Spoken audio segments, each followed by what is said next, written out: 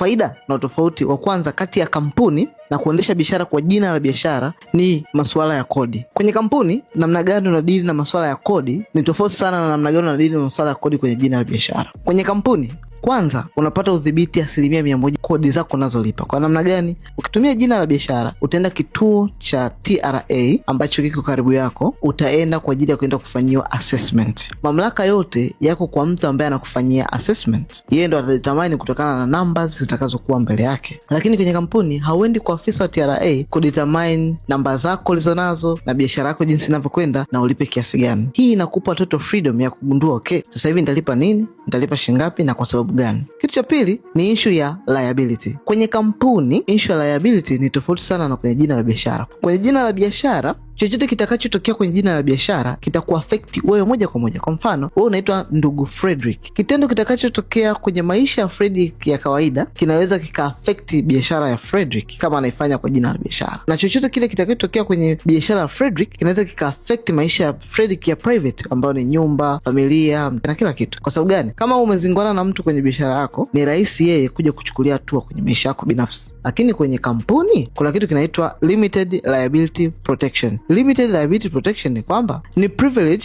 ambayo unaipata ukiwa na kampuni, kwamba chochote kitakachotokea kwenye kampuni kitaishia kwenye kampuni, na chochote kitakachotokea kwenye maisha ya Frederick yataishia kwenye maisha ya Frederick. Hakuna chochote ambacho kinahusiana na maisha ya Frederick kitakuja kuja kuleta madhara kwenye kampuni ya Frederick. Kwa maana gani? Ni kwamba ukipata madeni, ukiwa unadaiwa, ukashindwa kudeliver project, hakuna mtu atakaye kuja kuingilia maisha yako binafsi kureplace damage iliyofanyika, bali kampuni yako itakuwa liable. Ndio maana tunasema limited liability protection. Tofauti ya mwisho ni issue ya uendeshaji. Unavyoendesha kampuni ni tofauti sana na unavyoendesha jina la biashara. Ukiwa na jina la biashara, makubaliano ya watu utakaofanya nao kazi yataishia kwenye mkataba utakaoingia nao wa kufanya kazi.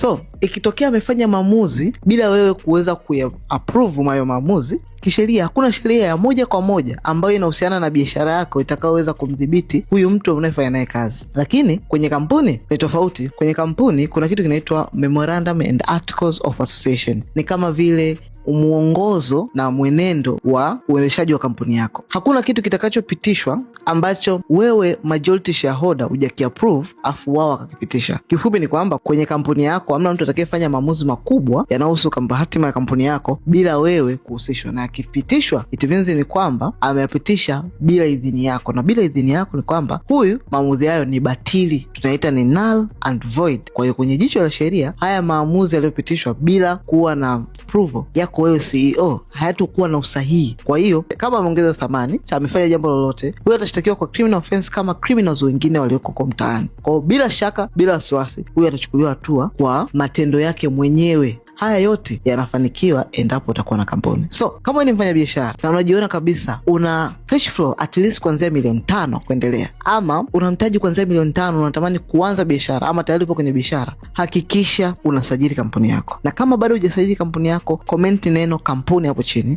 nitakufikia na nitakusaidia kuweza kusajili kampuni yako direct.